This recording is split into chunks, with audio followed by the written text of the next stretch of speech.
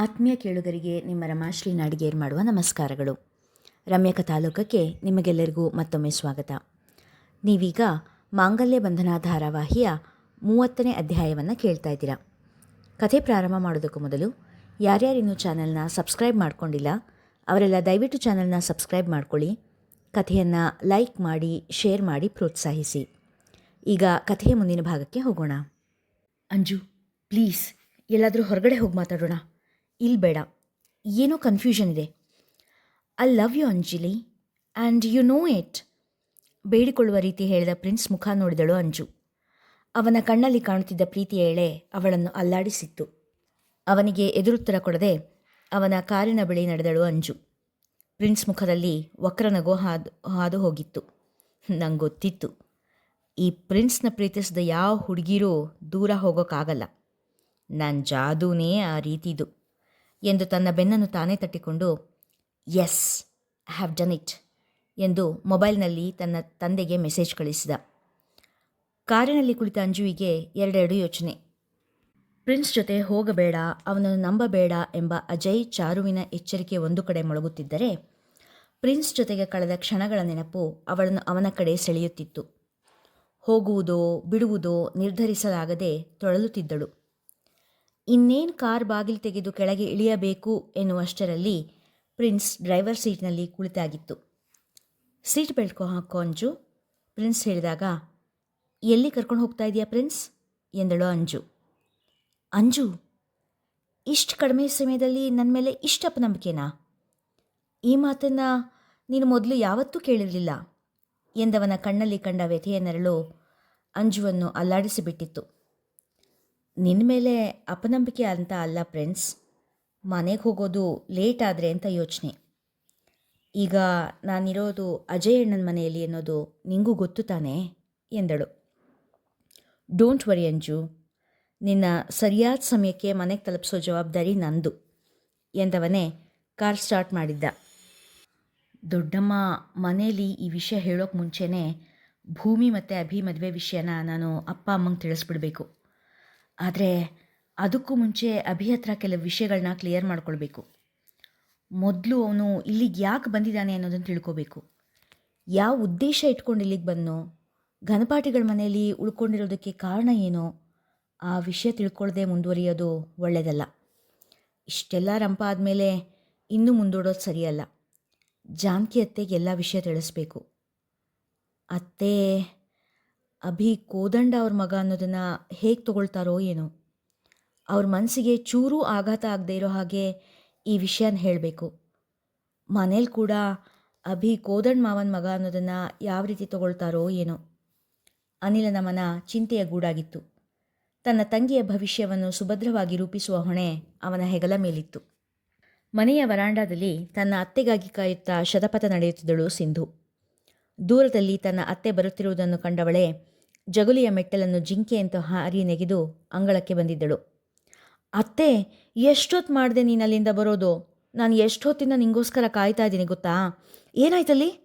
ಕಾತುರ ತಾಳಲಾರದೆ ತುಸು ಜೋರಾದ ದನಿಯಲ್ಲೇ ಕೇಳಿದಳು. ಸಿಂಧು! ಸಿಂಹ ಗರ್ಜನೆಯಂಥ ತಂದೆ ಕೂಗಿಗೆ ಬೆಚ್ಚಿ ಸಣ್ಣಗೆ ನಡುಗಿದಳು ಸಿಂಧು. ಇದೇನಿದು? ನಾಳೆ ಮದುವೆ ಆಗಬೇಕಾಗಿರೋ ಹುಡುಗಿ ನೀನು, ಹೀಗೆ ಚೆಲ್ಲಾಗಾಡ್ತಾ ಇದೆಯಾ?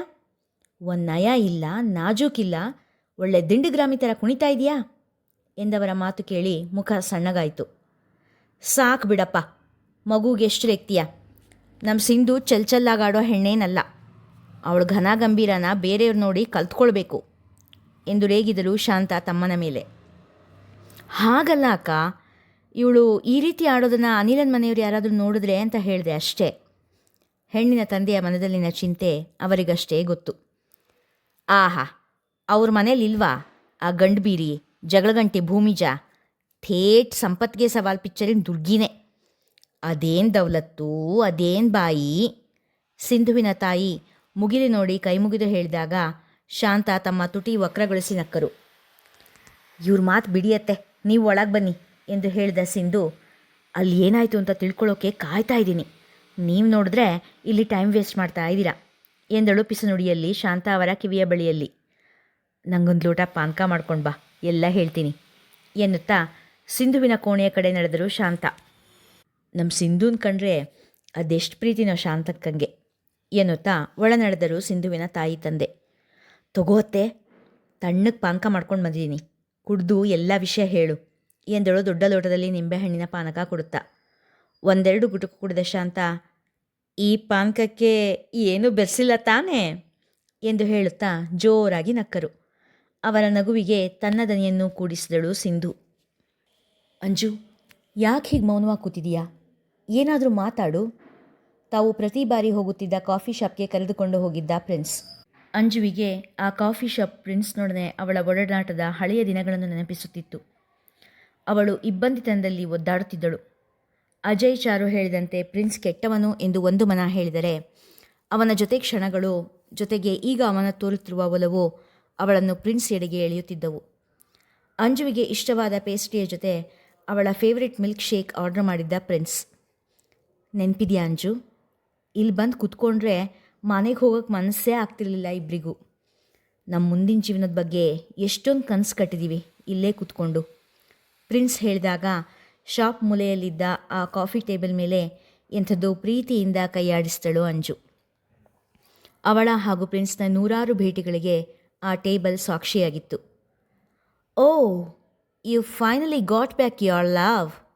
I am so happy for you ಎಂದು ಪ್ರಿನ್ಸ್ನನ್ನು ನೋಡಿ ಹೇಳಿದ 50ರ ಹರಿಯದ ಮಹಿಳೆಯೊಬ್ಬಳು ಅಂಜುವಿನ ಕಡೆ ತಿರುಗಿ, young lady, you are so lucky to have him. Always be with him. Don't go away ಎಂದು ಹೇಳಿ ಇಬ್ಬರಿಗೂ ಫ್ಲೈಯಿಂಗ್ ಕಿಸ್ ಕೊಟ್ಟು ಅಲ್ಲಿಂದ ಹೊರಟರು. ಪ್ರಿನ್ಸ್ ಕೊಟ್ಟಿದ್ದ ನೋಟುಗಳು ಅವರ ಹ್ಯಾಂಡ್ ಬ್ಯಾಗ್ನಲ್ಲಿ ಭದ್ರವಾಗಿ ಕುಳಿತಿತ್ತು.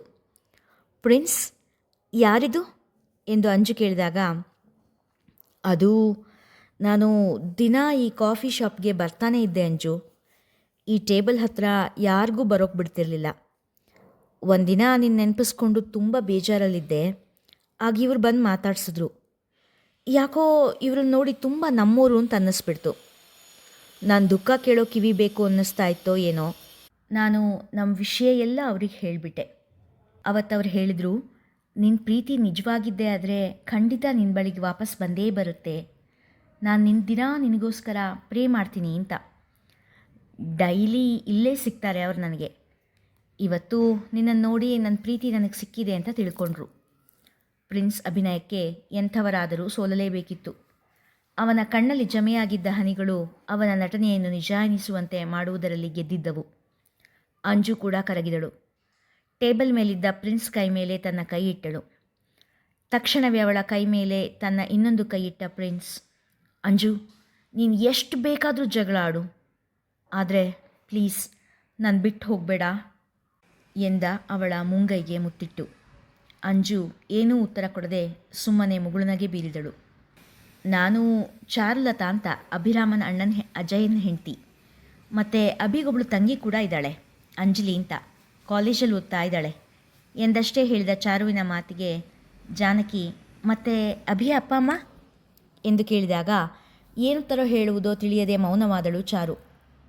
ನಾನೇನಾದರೂ ತಪ್ಪಾಗಿ ಕೇಳಿದ್ನ ಚಾರುಲತಾ? ಜಾನಕಿ ಕೇಳಿದರು. ಇಲ್ಲ ಜಾನತ್ತೆ ಎಂದವಳು ಕ್ಷಣ ನಿಲ್ಲಿಸಿ, ಅದು ಜಾನತ್ತೆ, ಅವ್ರ ಬಗ್ಗೆ ಅಭಿನೇ ನಿಮಗೆ ಹೇಳ್ತಾನೆ ಎಂದಳು. ಅವಳ ದನಿಯಲ್ಲಿ ತುಸು ಬೇಸರ, ನೋವು ಮಿಳಿತವಾಗಿದ್ದು ಕಂಡು ಇದರ ಬಗ್ಗೆ ಮತ್ತೆ ಮಾತನಾಡಬಾರದು ಎಂದುಕೊಂಡರು ಜಾನಕಿ. ಮತ್ತೂ ಸ್ವಲ್ಪ ಹೊತ್ತು ಮಾತನಾಡಿ ಕರೆ ನಿಲ್ಲಿಸಿದಾಗ ಇಬ್ಬರ ಮನದಲ್ಲೂ ಒಂದು ರೀತಿಯ ಸಂತಸ ಮನೆ ಮಾಡಿತ್ತು. ಹೇಳಿತ್ತೆ, ಏನಾಯ್ತಲ್ಲಿ? ನನಗಂತೂ ಕುತೂಹಲ ತಡೆಯೋಕೆ ಆಗ್ತಾ ಇಲ್ಲ. ಆ ಭೂಮಿಗೆ ಸರಿಯಾದ ಶಾಸ್ತಿ ಆಯಿತು ತಾನೇ ಎಂದಳು ಸಿಂಧು. ದನಿಯಲ್ಲಿ ಭೂಮಿಯ ಬಗ್ಗೆ ಅಸಹನೆ ತುಂಬಿ ತುಳುಕುತ್ತಿತ್ತು. ನಾವು ಅಂದ್ಕೊಂಡ ಹಾಗ ಆಗಲಿಲ್ಲ ಕಣೆ. ಹಾಳಾದ ಭೂಮಿ ಅದೃಷ್ಟ ಅವಳ ಕಡೆಗೇ ಇದೆ. ಆ ಭೂಮಿ ಮೆರೆದಾಟಕ್ಕೆ ಸ್ವಲ್ಪ ಬ್ರೇಕ್ ಬೀಳ್ಬೋದು ಅಷ್ಟೆ ಎಂದರು ತುಸು ಬೇಸರದಿಂದ. ಅಂದರೆ ನಾವು ಮಾಡಿದ್ದೆಲ್ಲ ವೇಸ್ಟ್ ಆಗೋಯ್ತಾ? ಭೂಮಿಗೆ ಏನೂ ಆಗಲಿಲ್ವಾ? ಬೇಸರದಿಂದ ಕೇಳಿದಳು. ಹೊಟ್ಟೆಯಲ್ಲಿ ತಡೆಯಲಾಗದಷ್ಟು ಕಿಚ್ಚು ತುಂಬಿತ್ತು. ಆಯಿತು, ನಾವಿಷ್ಟೆಲ್ಲ ಮಾಡಿದ್ದು ಅವಳಿಗೆ ಒಳ್ಳೆಯದೇ ಆಗೋಯ್ತು. ಕೂತಲ್ಲೇ ಅವಳಿಗೊಬ್ಬ ಒಳ್ಳೆ ಗಂಡನ್ನು ಬುಕ್ ಮಾಡಿಕೊಟ್ಟ ಹಾಗಾಯಿತು ಅಷ್ಟೆ ಎಂದರು ಶಾಂತ ಅಸಹನೆ ದನಿಯಲ್ಲಿ. ಸಿಂಧು, ಏನೋ ಗಂಡನಾ? ಎಂದು ಅಚ್ಚರಿಯಿಂದ ಕಣ್ಣು ಅಗಲಿಸಿ ಕೇಳಿದಳು. ಹ್ಞೂ, ಆ ಅಭಿ ಅವಳನ್ನು ಮದುವೆ ಆಗ್ತಾನಂತೆ. ಅಭಿ ಭೂಮಿನ ಮದುವೆ ಆಗ್ತಾನಾ? ಅವನಿಗೇನು ಬಂದಿದೆ ರೋಗ ಈ ಗೊಡ್ಡನ ಮದುವೆ ಆಗೋದಕ್ಕೆ? ಅಥವಾ ಅವನಿಗೆ ವಿಷಯ ಗೊತ್ತಿದೆಯೋ ಇಲ್ವೋ? ಅವಳ ಬಣ್ಣ ಅಂದ ಚಂದ ನೋಡಿ ಮರಳಾಗ್ಬಿಟ್ಟಿದ್ದಾನೋ ಏನೋ. ಅಯ್ಯೋ ಅತ್ತೆ, ನೀವು ಹೇಗಾದರೂ ಮಾಡಿ ಅವನಿಗೆ ಅವಳ ವಿಷಯ ತಿಳಿಸ್ಬೇಕಾಗಿತ್ತು. ಅಭಿ ಅಂತ ಹುಡುಗ ಭೂಮಿಯ ಕೈ ಹಿಡಿಯುವುದು ಸಿಂಧುವಿಗೆ ಸೈರಿಸುವ ವಿಷಯ ಆಗಿರಲಿಲ್ಲ. ನಾನು ನಿನ್ನ ಅತ್ತೆ ಕಣೆ, ಅಷ್ಟು ಯೋಚನೆ ಮಾಡದೇ ಇರ್ತೀನಾ? ಆ ವಿಷಯ ಅವನಿಗೆ ತಿಳಿಯೋ ಹಾಗೇ ಮಾತಾಡಿದೆ. ನೀನು ಒಪ್ಪಿದ್ರೆ ಆಯ್ತೇನಪ್ಪ. ತಾಯಿ ಆಗೋಕ್ಕೆ ಸಾಧ್ಯ ಇಲ್ಲದೆ ಇರೋ ವಿಧವೆನ ಸೊಸೆ ಮಾಡ್ಕೊಳ್ಳೋಕೆ ನಿನ್ನ ಅಪ್ಪ ಅಮ್ಮ ಒಪ್ಪಬೇಕಲ್ಲ ಅಂತ ಕೇಳಿದೆ. ಆ ವಿಷಯ ಕೇಳಿ ಅವನಿಗೇನು ಆಶ್ಚರ್ಯ ಆಘಾತ ಆಗಲಿಲ್ಲ. ಅವರೆಲ್ಲ ಒಪ್ತಾರೆ, ಒಪ್ಪಿಸ್ತೀನಿ ಇಂದ. ಒಂದೂ ಮಾತು ಬಿಡದಂತೆ ವರದಿ ಒಪ್ಪಿಸಿದರು. ಅಯ್ಯೋ, ಹಾಗಿದ್ರೆ ಅವರು ಮೊದಲೇ ಪ್ರೀತಿಸ್ತಾ ಇದ್ರೋ ಏನೋ. ನಾವೇ ಅವರಿಗೆ ಅನುಕೂಲ ಮಾಡಿಕೊಟ್ಟು ಹಾಗಾಗಾಯಿತು ಅಷ್ಟೇ. ಸಿಂಧು ಬೇಸರದ ಮುಖ ಮಾಡಿದಳು. ಅವಳ ಕತೆ ಏನಾದರೂ ಆಗಲಿ ಬಿಡು. ಒಟ್ಟಲ್ಲಿ ನಿನ್ನ ದಾರಿಯಿಂದ ಸರಿದು ಹೋಗ್ತಾಳೆ ಅಲ್ವಾ? ನೀನು ಆ ಮನೆಗೆ ಸೊಸೆ ಆಗೋ ಮುಂಚೆ ಅವಳು ಆ ಮನೆ ಬಿಟ್ಟು ಹೋಗಿರ್ತಾಳೆ. ಬಂದು ಹೋಗಿ ಮಾಡ್ತಾಳೆ ಅನ್ನೋಕ್ಕೆ ಅವನು ಪರದೇಶದವನು. ಆಮೇಲೆ ಅನಿಲನ ಮನೆಗೆ ಮನಸ್ಸಿಗೆ ನೀನೇ ರಾಣಿ ಎಂದರು ಶಾಂತ ಅವಳಿಗೆ ಸಮಾಧಾನ ಹೇಳುತ್ತಾ. ಇಲ್ಲಾತೆ, ಇದು ಸಾಲದು. ಅಭಿನ್ ಮದುವೆ ಆಗಿ ಹೋದರೂ ಅವಳು ಅಲ್ಲೂ ರಾಣಿ ಹಾಗೇ ಇರ್ತಾಳೆ. ಅವಳು ಆ ಹಳೇ ಗಂಡನ ಮನೆಗೇ ಹೋಗಬೇಕು. ಇಲ್ಲಿ ಎಷ್ಟು ಮೆರೆದಿದ್ದಾಳೋ ಅಷ್ಟಲ್ಲಿ ಕೊರಗಬೇಕು. ಆ ಬಣ್ಣ ರೂಪದ ಹಮ್ಮು ಇಳಿಬೇಕು. ಅವಳನ್ನು ವಿರೂಪ ಮಾಡಿ ಮಡಿ ಹೆಂಗಸ ಕೂರಿಸಿದ್ರೇ ನಂಗೆ ಸಮಾಧಾನ ಆಗೋದು. ಅವಳಿಂದ ಅನಿಲ ನನಗೆ ಕವಡೆ ಕಾಸಿನ ಕಿಮ್ಮತ್ತು ಕೂಡ ಕೊಡಲ್ಲ. ನಾನು ಅನಿಲನ ಪ್ರೀತಿಗೋಸ್ಕರ ಎಷ್ಟು ಒದ್ದಾಡಿದೇನೋ ಅಷ್ಟು ಅವಳು ನರಳಬೇಕು. ಅವಳಿಂದಾಗಿ ಅನಿಲ ನಂಗೆ ಹೊಡೆದಿದ್ದಾನೆ. ಚಿಕ್ಕವಳಿದ್ದಾಗ ಕೂಡ ಅಷ್ಟೇ. ಎಲ್ಲರೂ ಭೂಮಿ ಭೂಮಿ ಭೂಮಿ ಅಂತ ಅವಳನ್ನೇ ಮುದ್ದು ಮಾಡ್ತಾ ಇದ್ದಿದ್ದು. ನಮ್ಮ ಭೂಮಿ ಬೆಣ್ಣೆ ಮುದ್ದೆ ಅಂತ ಅವಳನ್ನು ಮೆರೆಸಿದ್ದು. ಅವಳು ಏನು ಮಾಡಿದ್ರೂ ಸರಿನೇ. ಕಣ್ಣು ಕೆಂಪಗೆ ಮಾಡಿಕೊಂಡು ಆವೇಶದಿಂದ ಹೇಳಿದಳು ಸಿಂಧು. ಸಿಂಧು, ಸಾಕು, ಇಷ್ಟ ಆವೇಶ ಒಳ್ಳೆಯದಲ್ಲ. ನಿನಗೆ ಅವಳು ಮದುವೆ ಆಗೋದು ಇಷ್ಟ ಇಲ್ಲ ತಾನೇ? ಆಗೋಲ್ಲ ಬಿಡು. ನಾನು ಅದಕ್ಕೂ ಏನಾದರೂ ಉಪಾಯ ಮಾಡ್ತೀನಿ. ಅವಳನ್ನ ಅವಳ ಮೊದಲ ಗಂಡನ ಮನೆಗೆ ಕಳಿಸೋಣ. ಅದಕ್ಕೆ ಬೇಕಾದ ವ್ಯವಸ್ಥೆ ನಾನು ಮಾಡ್ತೀನಿ. ಆವೇಶದಿಂದ ಮುಖ ಕೆಂಪು ಮಾಡಿಕೊಂಡು ಕಣ್ಣಲ್ಲಿ ರಕ್ತ ಕಾರುತ್ತಿದ್ದವಳ ಸಮಾಧಾನ ಮಾಡಿ ಅಪ್ಪಿಕೊಂಡರು ಶಾಂತ. ಇಲ್ಲಿಗೆ ಇಂದಿನ ಸಂಚಿಕೆ ಮುಗಿಯಿತು. ಮುಂದಿನ ಕತೆ ಮುಂದಿನ ಸಂಚಿಕೆಯಲ್ಲಿ. ಕತೆ ಇಷ್ಟವಾಗಿದ್ದರೆ ಹೆಚ್ಚು ಹೆಚ್ಚು ಜನರಿಗೆ ಶೇರ್ ಮಾಡಿ, ಕಥೆಯನ್ನು ಲೈಕ್ ಮಾಡಿ, ಕಾಮೆಂಟ್ ಸೆಕ್ಷನ್ನಲ್ಲಿ ನಿಮ್ಮ ಅಭಿಪ್ರಾಯ ತಿಳಿಸಿ, ಪ್ರೋತ್ಸಾಹಿಸಿ.